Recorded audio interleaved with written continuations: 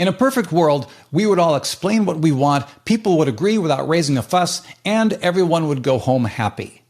But as it turns out, life is not that simple, and neither are people.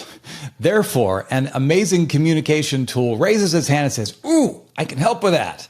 It is a 3-letter acronym with ideas that are simple to learn, trickier to implement well, but incredibly clear and persuasive when you do. By the way, I just used it.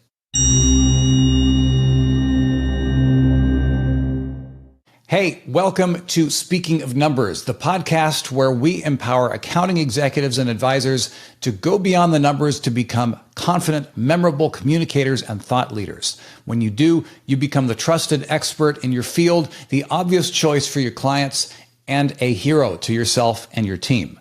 My name is Jeff Barch. I spent over 20 years in Hollywood shaping content for clients including ABC, NBC, Disney, Apple, Netflix, and a whole bunch of others. And in my time in Hollywood, I came to realize that the communication that the entertainment industry is known for doesn't come from movies and TV.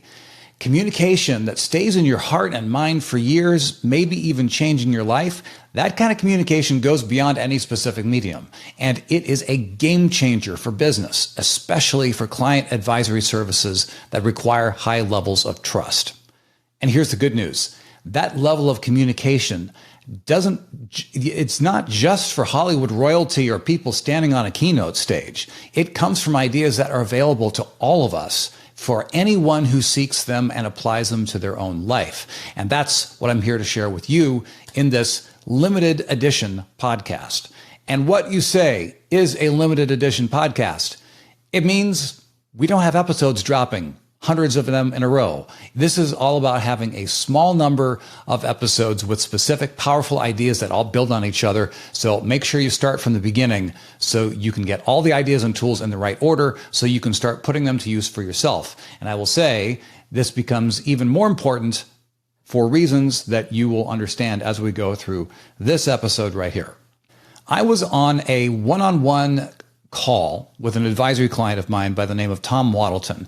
He is one of the most tenured fractional CFOs at Summit Virtual CFO, which was acquired in 2022 by Anders CPAs and Advisors, which is a top 100 US accounting firm. So when we start the call, Tom has this grin on his face, and he tells me he's got an update for an ongoing situation that we've been talking about. And he said that in the most recent in-person all-company retreat, because Summit and Anders is a hybrid operation, everyone got together and he'd run into the partner in charge of tax at Anders. And Tom said to me that the partner told him, "Thanks for your help with that client. You really saved us from a difficult situation with that conversation that you had." Tom told me that he was kind of amazed that the partner in charge of tax even knew who he was. Never mind the fact that the issue that Tom had been dealing with went all the way up to the top of the decision-making chain at the parent company.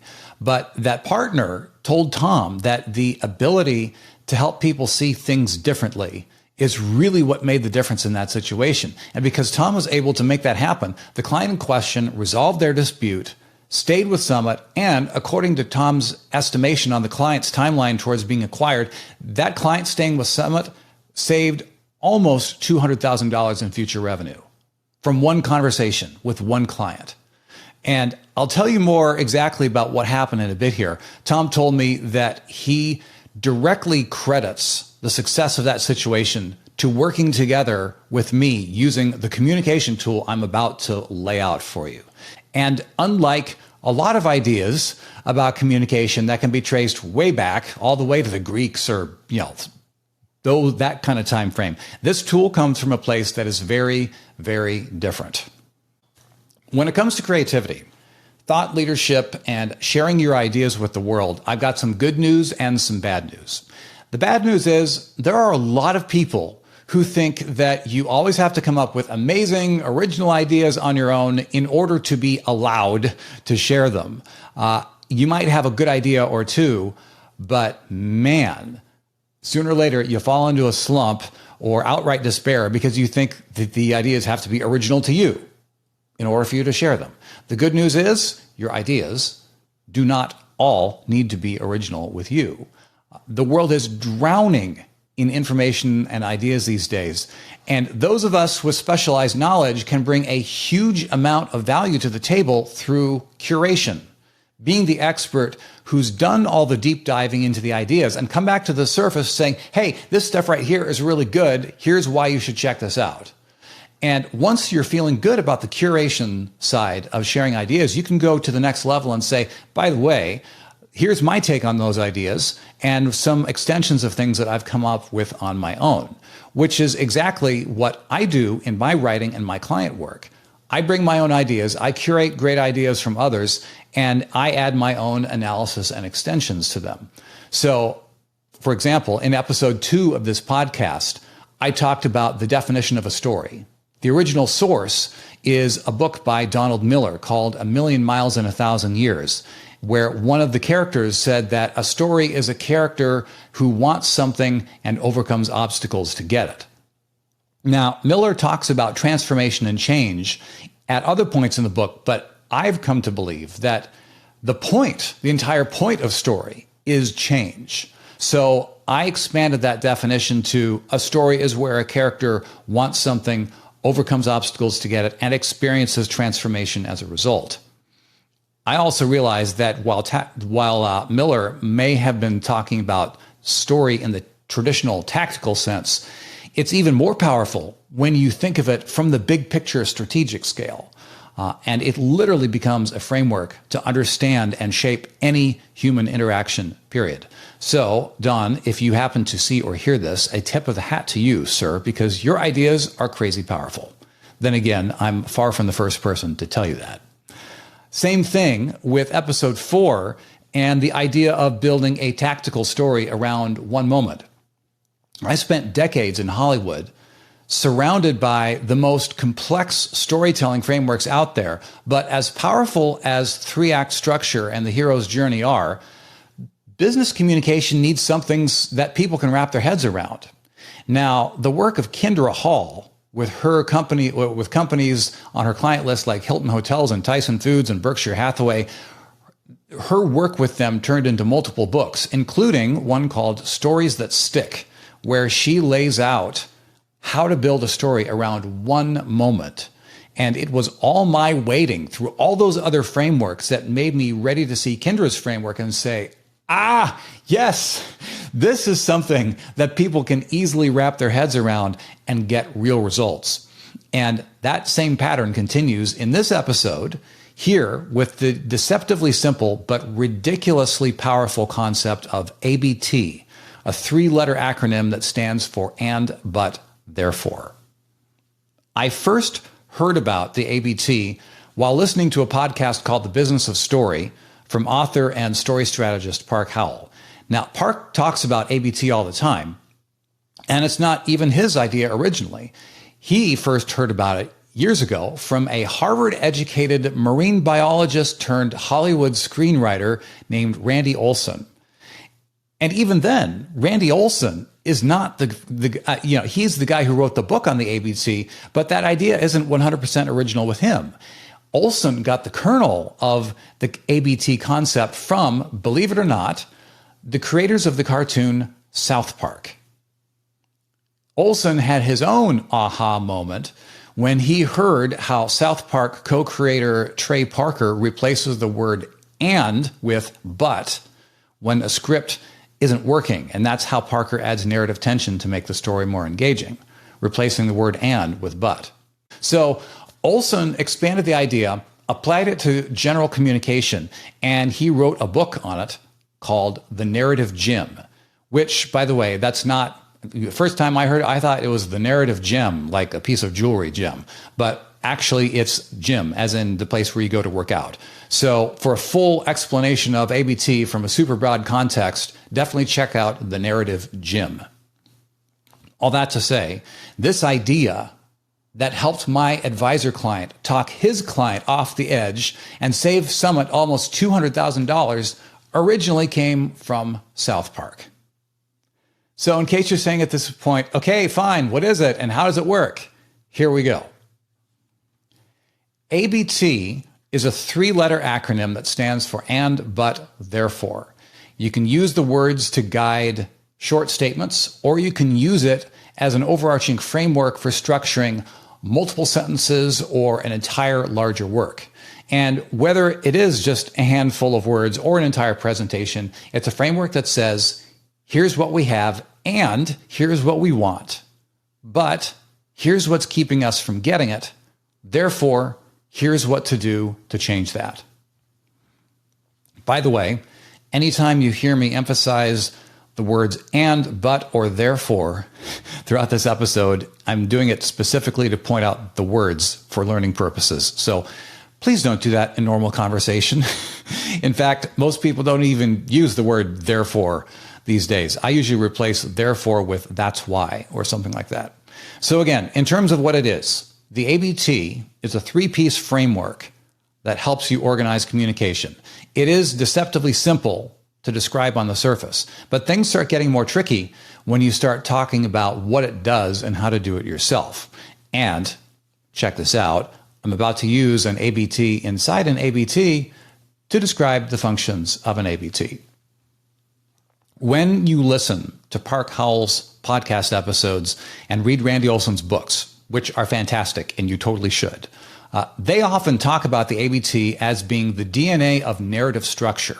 And they give lots of examples for how it underlies all stories. For an example, an ABT description of the movie The Wizard of Oz could go, a girl lives on a farm in Kansas and her life is boring, but one day a tornado sweeps her away to the land of Oz. Therefore, she must undertake a journey to find her way home. But frankly, using ABT to explain all story leaves out big gaps. Like the 4/5 of The Wizard of Oz, that's all about Dorothy getting home. I mean, that's almost the whole movie. I mean, so this is fine if you're writing a description of the movie that's trying to persuade someone to watch it. In the film and TV world, that's called a log line. ABT is a fantastic tool for writing log lines that don't give away the ending. But in business communication, ABT structure is less comprehensive than the Donald Miller-based strategic story definition that I laid out in episode 2.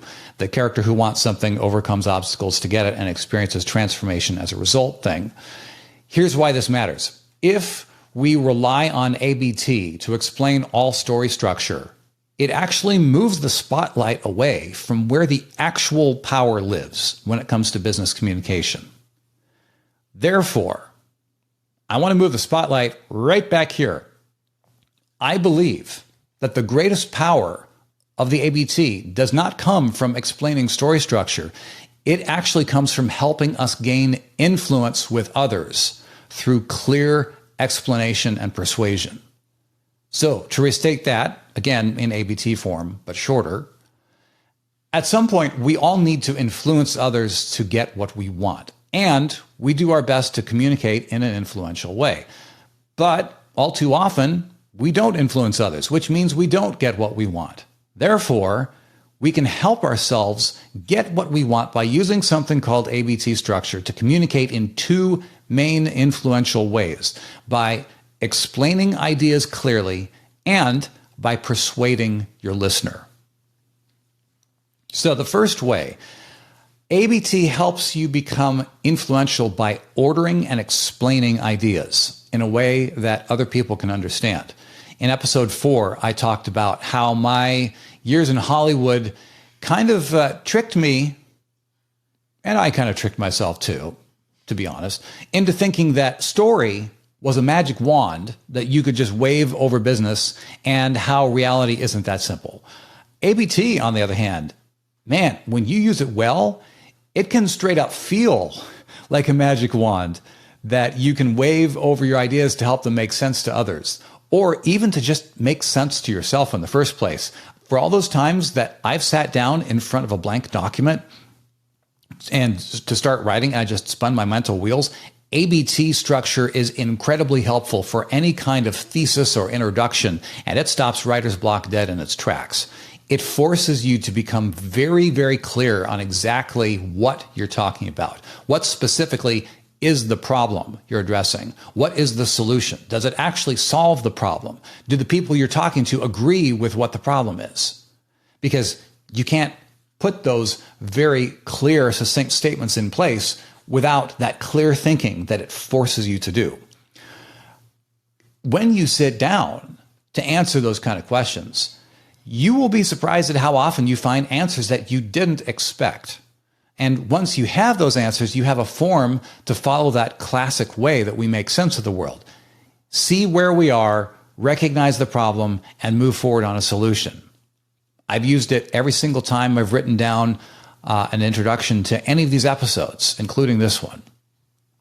As a reminder, here's how the introduction to this episode goes again. Notice the 3 sections. Here's what we want, here's what's stopping us from getting that, and here's what to do about it. In a perfect world, we would all explain what we want, people would agree without raising a fuss, and everyone would go home happy. But as it turns out, life isn't that simple, and neither are people. Therefore, as an amazing communication tool raises its hand and says, "Ooh, pick me, I can help with that." It's a 3-letter acronym with ideas that are simple to learn, trickier to implement well, and incredibly clear and persuasive when you do. So that's the first thing that ABT does. It orders and explains ideas in a way that other people can understand. Now, the second thing that ABT does, it helps you become more influential by persuading other people based on their own internal stories. Which brings me back to Tom and the situation with his client that had escalated all the way to the top of the parent company. He is the co-host of a podcast from Summit Virtual CFO called the Modern CPA Success Show. And what you're about to hear is from an episode where I was the featured guest, but Tom told the story himself. So here's how things went down. One of the tools you taught me was the and, but, therefore. Yeah. And if you don't mind telling sort of how that worked, because it also goes into the value of the coaching. Mm-hmm. So you and I worked through a client problem. I'll tell what this was in a second, but I found myself, the way I approached it, very different using this tool. I had a client that had graduated to where he was no longer using me as a CFO. They hired an internal person, great success. They were continuing to use our tax team. And without getting too technical about all the accounting pieces, there was a tax law change last year related to research expense that you couldn't deduct as more. And this client thought this was a terrible idea. And something else I knew about the client was he was really good at arguing. And one of the things that made him successful is he would listen to opinions and then choose something. So me included, expert in saying you should be doing A, but there's options B and C. And he'll go, "Yep, I heard you, I'm choosing B." And he was good at that. So in the arguments with our tax team, he had decided, I want the taxes done this way. I'm not going to follow this rule around the research, to the point where our tax team said, "We won't do the return for you." And we were really at risk of losing that client. Now, earlier in this episode, I'd said that ABT can work in 2 main ways: narrative or explaining mode, and also persuasive mode. Now, the 3-part structure of ABT can be boiled down to sets of 3 words. If it's in narrative mode, ABT functions as setup, conflict, and result. It's here's the character and what they desire, but here's what's getting in the way, therefore here's what happens next. It's describing a third party going through the process. So if I was to write a narrative ABT describing the big picture state of Tom's story so far, it would go like this. We have multiple characters here, and each of them have their own storyline with something that they want. But they don't all want the same thing, which means their stories are out of alignment. In order for everyone to get what they want, something is going to have to change.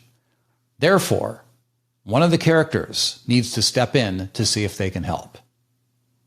That's an ABT in narrative mode describing what's happening: setup, conflict, and result.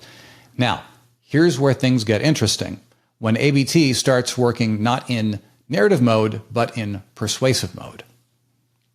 When you check out Park Howell's podcast and Randy Olson's books, which, again, you definitely should, when they're not talking about ABT in explaining or narrative mode, you'll hear them talk about ABT using a different set of words, beginning with agreement, then continuing to contrast and consequence. So this is when ABT works in the persuasive mode. It says, here's where we are and what we want, but Here's what's getting in our way. Therefore, here's what we should do about it. It's no longer a third party thing. It's a group thing. It's us together. It assumes the existence of more than one set of characters, desires, and obstacles. And this is exactly what happens in real life. Anytime you have more than one entity or person, it means you stack a storyline on top of another storyline. And this gets really crazy really quickly in business because it's not just individuals with their own storylines running at the same time. You have groups of people. You have the business itself with its own desires and obstacles.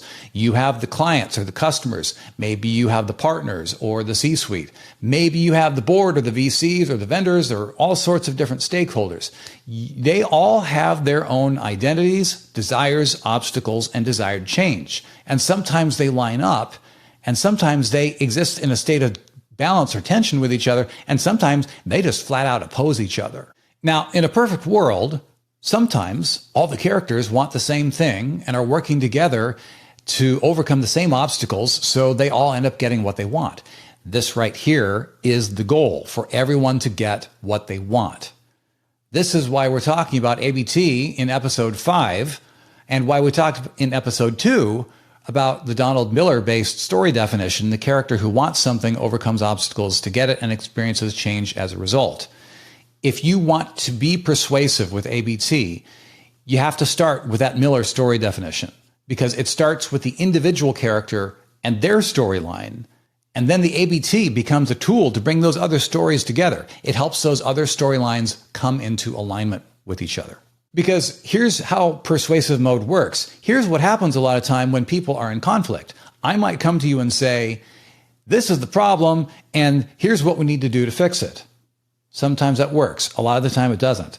And especially it wouldn't work if I were to come to you and say, you're the problem here, and here's what you need to change so I can get what I want. How well are you going to respond to that? I mean, when it comes to your perspective, you have the things that you want, and everything makes perfect sense from your side of the equation. And you definitely don't care if I think that you're the problem, so you dig in and the battle's on. But man, when we use ABT structure in persuasive mode, we don't start with a problem. We don't start with butting heads. And we don't point fingers. We start with agreement.